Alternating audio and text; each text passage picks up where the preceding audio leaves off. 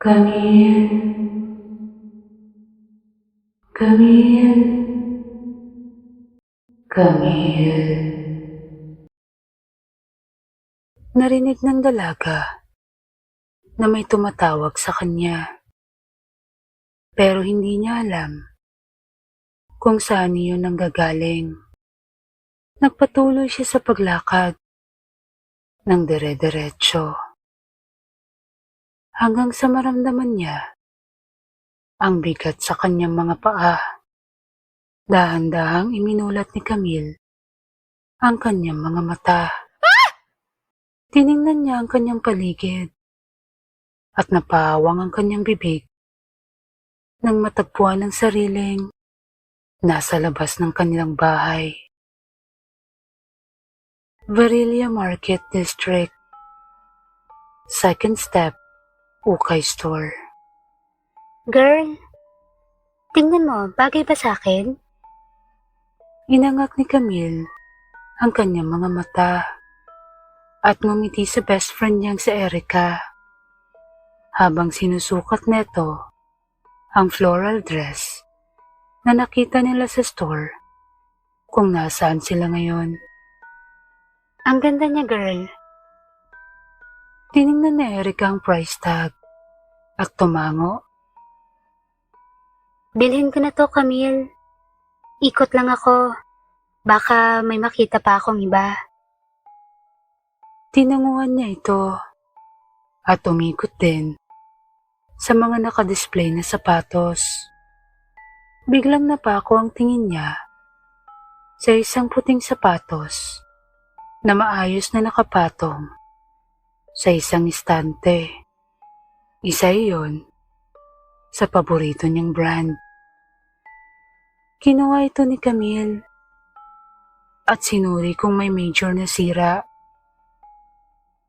Tumako ang tingin niya sa price tag. Base sa brand at sa kondisyon neto, mura na ang presyo. Pumunta siya sa counter at nakita ang isang lalaking tansya niya ay nasa 30 anyos. Agad niyang inilapag ang sapatos sa counter. Gusto ko tong kunin. Bibilin mo, miss? Oo, Sure? Bibilin mo talaga? oo nga. Kapag nabili mo na, hindi mo na pwedeng ibalik. No return and exchange policy kami. Sure ka talagang bibilin mo? Naiangat ni Camille ang kanyang kilay nang marinig ito. Hindi ko isusoli, promise. Bibilin ko. Napangiti ang lalaki sa counter. Kinuha nito ang sapatos at binalot iyon matapos makuha ang kanyang bayad. Thank you. Nawyarduhan si Camille sa inastan ng cashier. Tumalikod na siya at pinuntahan ng kaibigan niyang si Erica na nooy may bitbit na 5 damit. Tapos ka na? Oo. Okay. Pagkatapos nilang kumain at mamasyal, umuwi na silang magkaibigan. Agad nilaban ni Camille ang sapatos na nabili niya at pinatuyo iyon. Pagkatapos niya itong iwan, umakyat siya sa kanyang kwarto at inayos sa mga journal notebook niya. Paulit-ulit na inayos ni Camille ang mga notebook. Pero may isa siyang hindi makita. Levi? Levi? Ilang saglit pa, nakarinig siya ng mga yabag papunta sa kanyang silid. Ano yun, ate? May ginalaw ka ba sa gamit ko? Naikiling ng dalagita ang kanyang ulo. No. Sure ka? May nawawala akong notebook dito. Pareho silang mahilig sa mga notebook at scrapbook. Ito rin ang kadalasang pumapasok sa kanyang kwarto. Kaya ang nakababatang kapatid ang una niyang naisip na pagtanungan. Promise, wala akong ginagalaw. May 3 pa akong bakante. Bakit ko kukunin yung sayo? Scrapbook yun na ginawa niya, na may mga larawan nilang magkakaibigan simula nung high school. Kaya may sentimental value yun sa kanya. Okay, sige. Thank you. Iniwan na siya ni Levi. Habang patuloy na hinanap ni Camille ang nawawalan niyang journal. Pero kahit nahalongkat na niya ang kanyang kwarto, hindi niya pa rin ito makita. Kainis. Nang matayo ang sapatos, ipinasok na niya ito sa kanyang shoe rack. Biglang natigilan ang dalaga. Hindi niya alam kung bakit. Pero bigla na lang sumagi sa isip niya ang nawawala niyang journal habang tinitingnan ang puting sapatos. Ngunit mabilis niya rin itong pinawi.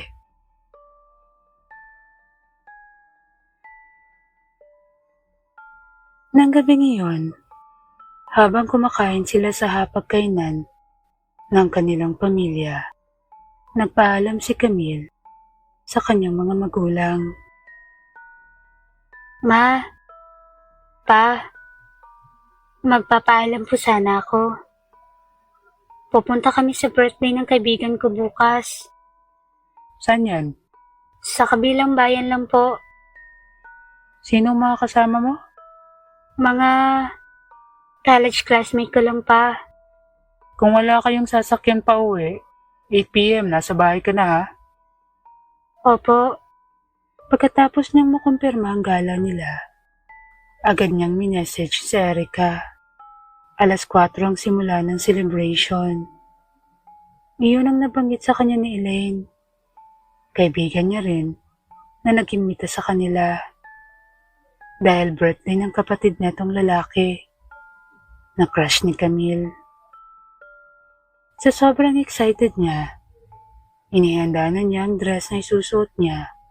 Kinabukasan, bumaba siya at kinuha ang puting sapatos sa shoe rack at tinakyat din iyon sa kanyang kwarto.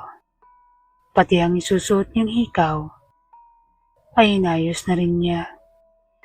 Tumayo siya sa harap ng kanyang salamin at ngumiti sa sarili. Pagkatapos, masaya siyang natulog kinagabihan. Kinabukasan, 3:00 ng hapon. Excited na nag-ayos si Camille. Pagkatapos niyang magbihis at maglagay ng light makeup, sinuot na niya ang puting sapatos na nabili niya. Dinaanan siya ni Erica sa bahay nila at sabay na silang pumunta sa party ng college friend nila. Pagkatapos ng party, pauwi na sana sila nang tawagin sila ni Elaine. Camille, Erica. Nagulat silang pareho nang makita ang katabi netong binata na papalapit sa kanila. Naramdaman ni Camille ang bahagyang pagkurot sa kanya ni Erica. Hi, Kuya Mix. Hello girls! Nabanggit sa akin ni Elaine na pauwi na kayo. Delikado na sa labas. Ihahatid ko na kayo. Sasama naman si Elaine sa atin. Talaga po? Thank you, Kuya. Masaya silang sumakay ng sasakyan. Sa loob, casual na nagtanong ang binata at kinumusta ang kanilang pag-aaral. Kumusta naman ang college life? Masaya naman silang sumagot, lalo na si Camille. Hindi niya akalain na makakausap niya si Miguel dahil kadalasan ay busy ito. Lalo na ngayon na siya ang birthday celebrant. Nabanggit din ni Elaine na ayaw sana neto mag-celebrate, pero nag-insist ang pamilya nila. Nang dumating si Camille sa bahay nila, naabutan pa niyang gising ang kanyang mga magulang. Hinubad niya ang puting sapatos at ibinalik iyon sa kanyang shoe rack. Nang gabing iyon, masaya siyang natulog. Dahil summer, ang naging routine lang ni Camille ay manatili sa bahay o lumabas kasama si Erica. Sabado noon, kaya naisipan niyang ayusin ang kanyang mga gamit. Pagkatapos niyang malinis sa kanyang kwarto, bumaba siya upang ayusin naman ang kanyang shoe rack. Nilabas niya ang lahat ng tsinelas at sapatos na madalas niyang isuot. Ngunit, bahagyang natigilan ng dalaga. Naghalongkat siya muli, ngunit hindi niya yun makita. Ma? Ano yun, Nak? Napansin mo ba yung sandal ko rito? Anong sandal? Yung binili mo nung birthday ko last year? Favorite ko yun. Yung madalas kong isuot. Ha? Lumapit ang kanyang mama at tiningnan ang mga nakalabas niyang sapatos at tsinelas. Hindi, wala namang gagalaw dyan, anak. Hindi naman kayo magkasing sukat ng paa ng kapatid mo. Napakamot ng ulo si Camille at inayos ang mga nakakalat na gamit. Sigurado kang hindi mo pinahiram? Sure po ako. Hindi ko po yun pinapahiram. Andyan lang yan. Hamot kapag hindi mo hinahanap, magpapakita yan. Isinauli niya ang mga suot niyang pangpaa.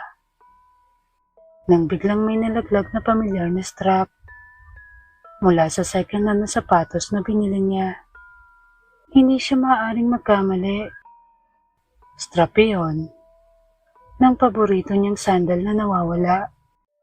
Ngunit maliban doon, wala na siyang ibang nakita. Nang araw na iyon, medyo nawala sa mood si Camille. Kahit hinalungkat na niya ang buong bahay nila, hindi niya makita ang paborito niyang sandal. Ito pa naman ang kadalasan niyang sinusuot kapag may pupuntahan siyang importanteng okasyon. Ngayon, hindi na niya ito makita.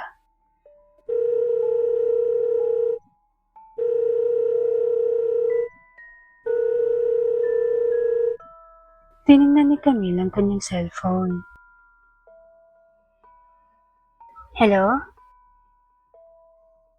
Girl, alam mo na bang balita? Anong balita? Mukhang hindi pa. Wait lang, may sisend ako sa'yo. Pero, baka sendan ka rin ni Elaine. Tiningnan niya ito at nakita ang isang attachment. Pinindot iyon ni Camille at napahawang ang kanyang bibig sa nakita niya. Pakiramdam ni Camille ay saglit na tumigil ang mundo niya at nanikip ang kanyang dibdib sa nabasang balita. Matagal nang alam ni Erica ang pagkakagusto niya sa kapatid ni Elaine. Si Elaine na lang yatang hindi nakakaalam. Kaya pangarap ni Camille na makatapos ng college at makahanap ng maayos na trabaho para hindi siya magmukhang alangan sa binata. Ngunit magkaiba ang realidad at ang pangarap. Tiningnan muli niya ang kanyang phone at tama nga si Erica. Nag-send si Elaine ng attachment.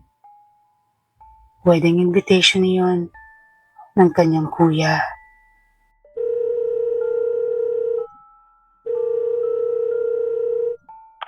Hello? Hello, girls! Ay, wait lang. Bahagya itong nawala ng ilang segundo at napansin ni Camille sa screen na nag-conference call ito kasama si Erica. Nabasa niyo yung message ko? Oo. Nabanggit sa akin ni Kuya na pwede ko kayong imbitahin. Next week na yon. Kahit ako nagulat din. Pero masaya kami para kay Kuya Miguel. Punta kayong dalawa ha. Aantayin ko kayo. Napilitang sumangayon si Camille at napauho na rin si Erica nang marinig ang sagot niya. Ngunit, habang nasa conference call sila, tuloy-tuloy ang pagpatak ng luha ng dalaga. Dumating ang araw ng kasal. Ayaw sanang pumunta ni Camille. Pero ayaw din niyang mapaya si Elaine. Nagbihis na siya dahil dadaanan siya ni Erica.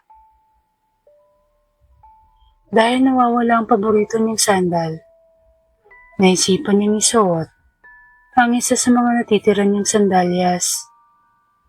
Ngunit, hindi maunawaan ng dalaga kung bakit ang puting sneakers ang kinuha niya. Hindi na maayos ang pakiramdam ni Camille nang pumunta sila sa venue. Napakasaya ng mga tao. Ngunit, naninikip ang dibdib ng dalaga habang pinagmamasdan ang seremonya ng kasal. Mabuti na lang at kasama niya si Erica. Hindi man ito nagsasalita. Ngunit, ramdam ni Camille ang suporta nito habang nasa simbahan sila. Pagkatapos ng kasal, hindi na nagtagal si Camille. Ninahilan niya na masama ang pakiramdam niya, kaya kailangan na niyang umuwi. Nag-aalala man, umayon si Elaine sa kanila. Pa-regards na lang ako kay Kuya Mix. Pasensya na. Masama lang talaga ang pakiramdam ko. Okay lang, girl. Salamat sa pagpunta ninyo. Pagka-uwi ng dalaga, hindi niya napigilang umiyak buong gabi. Kinabukasan, mugto ang mata ni Camille dahil sa kakaiyak noong nakaraang gabi. Tiningnan niya ang oras. 9:00 ng umaga. Marahil hindi na siya ginising ng kanyang mama dahil gabi na rin siya nakauwi. Bumaba siya at naabutan ng kanyang mama at dalawang kapatid na tila excited. Anong meron? Ate, tingnan mo oh. Nanalo si Papa sa company nila. Na-curious ang dalaga, kaya lumapit siya sa mga ito. Nakita niyang may hawak silang mga tiket. Kinuha niya iyon at binasa ang laman. Nanlaki ang mga mata niya at tila nakalimutan niyang broken-hearted pa lang siya. Isa ito sa mga top beach na pangarap nilang puntahan ni Erica. Pero hindi pa nila afford. Medyo malayo ang beach mula sa Aurelion City, kung saan sila nakatira. Halos 5 oras din ang biyahe, kasama na ang traffic. At medyo may kamahalan din ito. Kailan tayo pupunta? Inaantay ka lang namin gumising. Kung mamaya ka pa sana, iniwan ka na lang namin. Doon lang napansin ni Camille ang suot ng mga ito. Nakabihis na sila ng casual at may nakahanda ng mga bag. Ano? Paiiwan ka? Nagpagas lang si Papa at aalis na. No! Mabilis na bumalik sa kwarto ang dalaga at naghablot ng mga beach outfit at pang-OOTD niya. Pagkatapos, bumaba siya at binuksan ang kanyang syurak upang kumuha ng isusuot sa paa. Kinuha niya ang kanyang beach sandals at tsinelas, saka bumalik sa sala kung saan natitipon ang kanilang pamilya. Ilang minuto pa, dumating na ang kanyang papa. Masaya silang magpapamilyang umalis ng bahay upang i-enjoy ang kanilang libreng bakasyon. 12:00 ng madaling araw.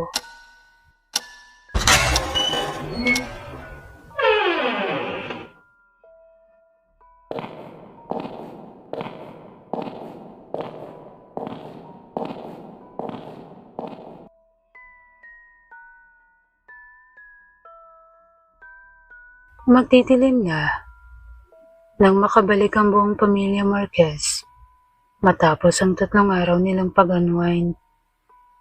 Kahit si Camille, na noong umalis ay broken-hearted, ay umuwing masaya dahil sa libreng bakasyon.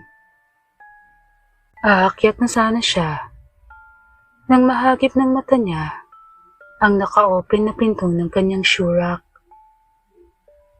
Kung tama ang pagkakaalala niya, nakasara iyon bago sila umalis. Nakibit balikat siya. Pinuntahan niya ito saglit at isinara. Pagkatapos, umakyat na siya sa kanyang kwarto upang magpahinga. Nang dumako ang 12:00, may isang figura ang umupo mula sa kanyang kama. Maingat itong bumaba at parang wala sa sariling naglakad palabas ng kwarto.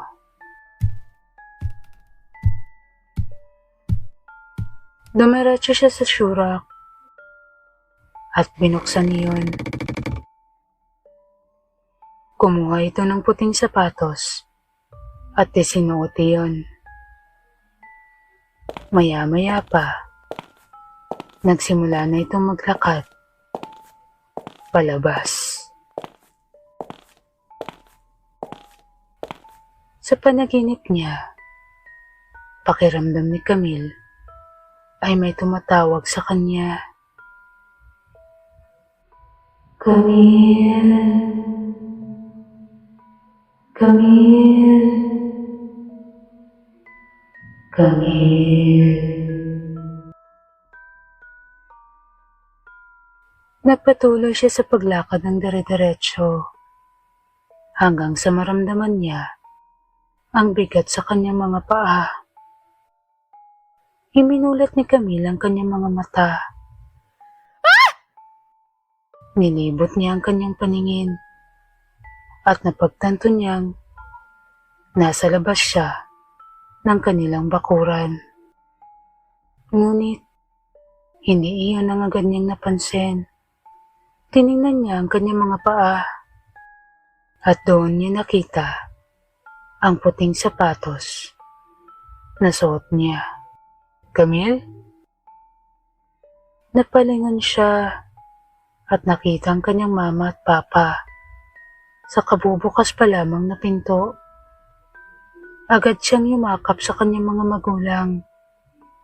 Kahit siya, hindi niya alam kung paano siya napunta sa labas at bakit niya suot ang puting sapatos. Maging ang kanyang mga magulang ay nagsalita ng pagtulog upang bantayan siya. Kinabukasan, lumabas si Camille sa bahay nila upang bumili ng soft drinks sa katabi nilang tindahan. Nabutan niya roon si Binoy, ang kababata at kaibigan niya na nagbabantay dito. Uy, Camille, may bisita ba kayo sa bahay ninyo? Bisita? Wala kaming bisita. Kararating nga lang namin galing beach eh. Ganon? Bakit na naman? Dahil kababata niya si Binoy, alam niyang may pagka-palabiro at pagka-prankster ito. Kaya kadalasan, hindi niya pinaniniwalaan ang sinasabi ng binata. Akala ko kasi may tao. Tuwing madaling araw, nakakarinig ako ng parang may naglalakad sa loob. Nako, Binoy, tigilan mo nga ako. Paano mo maririnig na may naglalakad? Isarado nga bahay namin. Malakas ang lakad. Che, Totoo ang sinasabi ko, promise. Parang walang narinig si Camille at dire-diretso lang siya pauwi. Nang gabing iyon, maririnig sa bahay ni na Camille ang mga yabag ng paa ng dalaga habang bumababa sa hagdan at dumiretso sa shurak kung nasaan ang puting sapatos.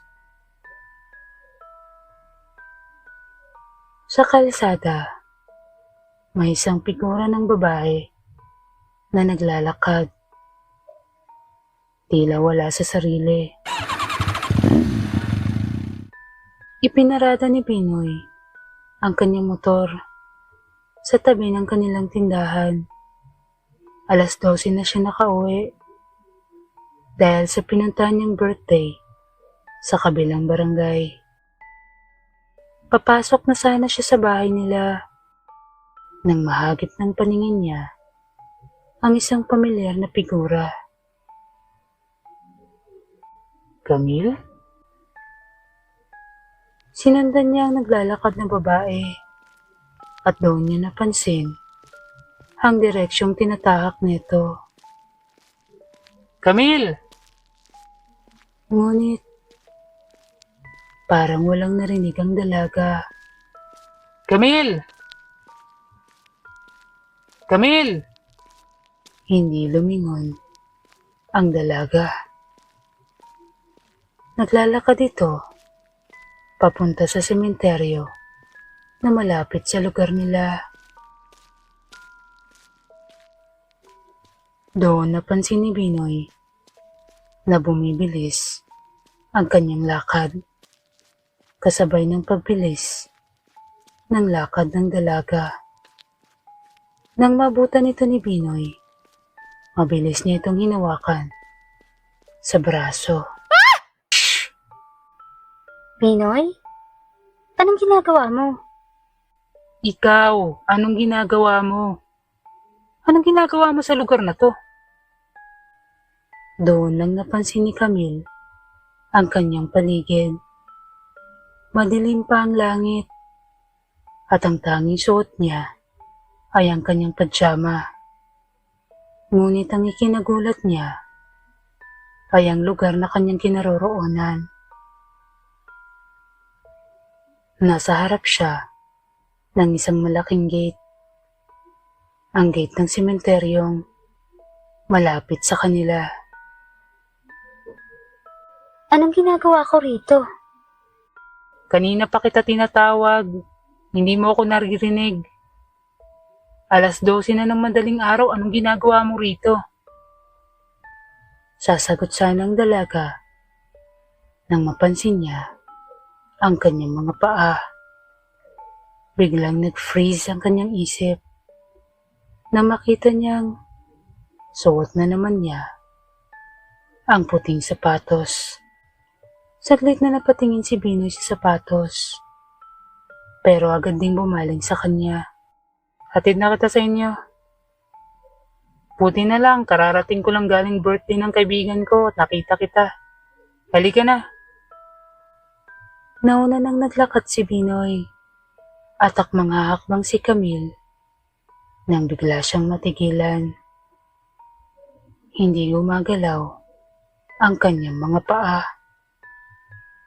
Parang may kung anong mabigat at hindi siya makaakbang. Hanggang sa maramdaman niyang may puwersang kumukontrol sa kanya. Biglang naglakad patras ang kanyang mga paa. Binoy! Ano? Bahagyang natigilan ng binata. Nang paglingon niya, ay napansing patras ang dalaga mula sa kinatatayuan niya. At ang direksyon ay ang highway kung saan dumadaan ang malalaking sasakyan. Binoy! Tanggalin mong sapatos! Doon lang napansin ni Binoy ang puting sapatos ng dalaga. Ngunit hindi niya alam kung namalikmata siya dahil hindi na iyon mukhang puti, kundi mga talsik na pula sa sapatos. Patakbong tinungo ni Binoy si Camille at takmang kukunin ng sapatos. Ngunit bahagyang umangat ang paa ng dalaga na para bang sisipain siya.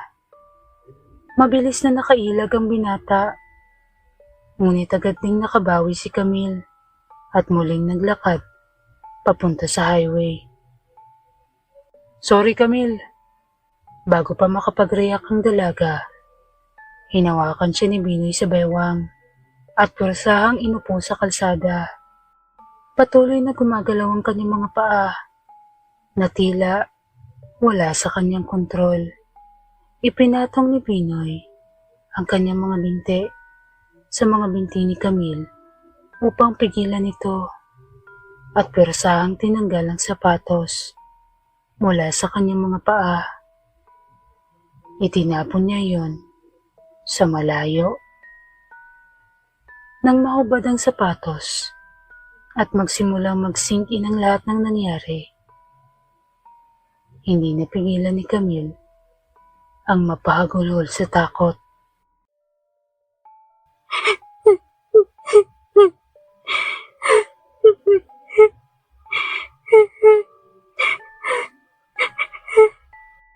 Hinayaan lang siya ni Binoy na umiyak habang marahang tinatapik ang kanyang balikat. Nang may masmasan ng dalaga, sinamahan siya ni Binoy pauwi sa kanila. Nagulat ang kanyang mga magulang sa itsura niya. Si Binoy na ang nagkwento ng pangyayari sa kanila. Nang marinig yun ng papa ni Camille, isinama niya ang binata at pinuntahan ang lugar. Ngunit, nang bumalik sila, sinabi nilang wala na silang nakitang sapatos doon. Sa kabilang banda, nakahinga ng maluwag si Camille dahil wala na ang parang sinumpang sapatos na iyon. Ngunit, may bahagi sa kanya na nag-aalala pa rin. Paano kung may nakapulot na iba roon? Paano kung maranasan din nila ang mga naranasan niya?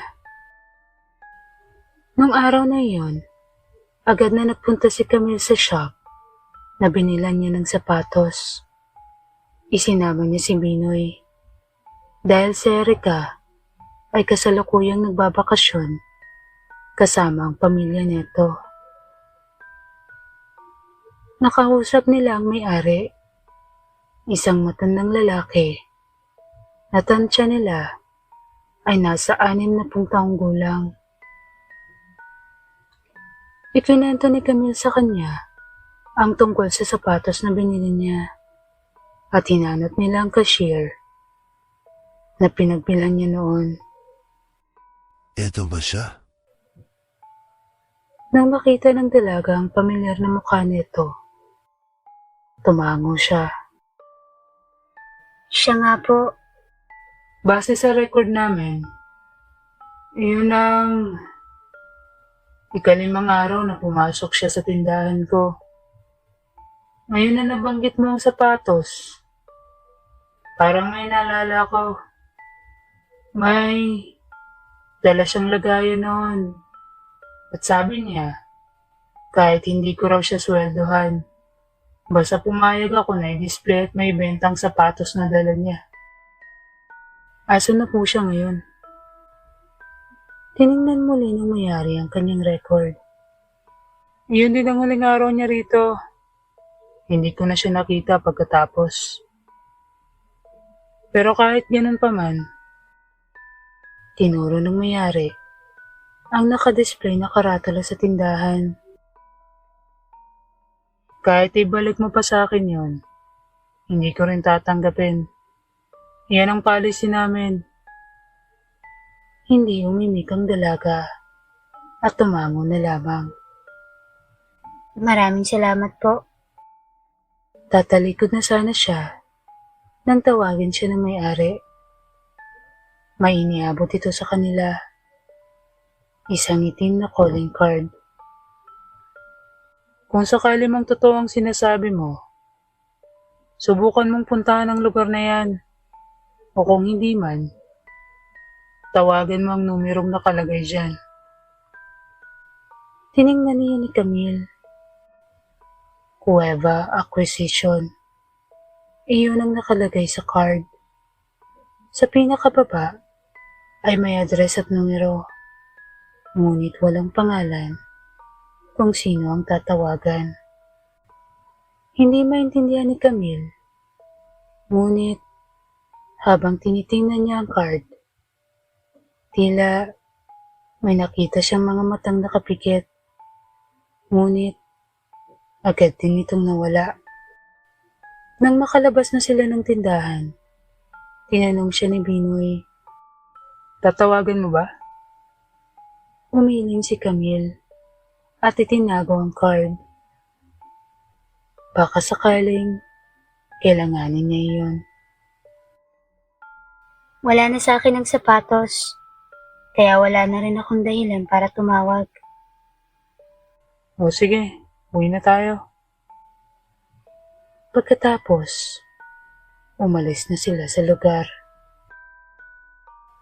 Sa isang cafe, sa Luminara Amusement Park.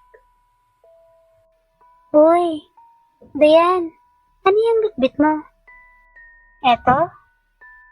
Binuksan ni Dayan ang bag at ipinakita sa kaibigan. Huy, di ba branded na sapatos yan? Binili mo ba? Hindi. Actually, may lumapit sa akin na lalaki kanina. Hindi ko lang maaninag ang mukha niya dahil nakasombrero. Sabi niya kung gusto ko raw. Tapos binanggit niyang second hand. Pero maayos pa. Oh, bakit mo tinanggap? Galing pa yan sa estranghero. Actually, maganda siya. Tsaka, isa ito sa brand na gusto kong bilhin. Pero hindi ko afford kasi medyo pricey. And this one? It's free. Medyo na-weirdohan nga lang ako sa lalaki. Bakit? 3 beses niya akong tinanong kung gusto ko talaga. And of course, I said yes. Kaya, binigay niya. Uy, swerte mo ha. Pagkatapos, nauwi sa ibang usapan ang topic nila. Ibinaba ni Dayan ang paper bag at hindi niya napansin ang bahagyang paggalaw nito. Sa di kalayuan, may isang lalaking tahimik na nakamasid sa 2 babaeng nag-uusap sa cafe. Ngumiti ito bago tuluyang tumalikod at humalubilo sa kumpol ng mga tao.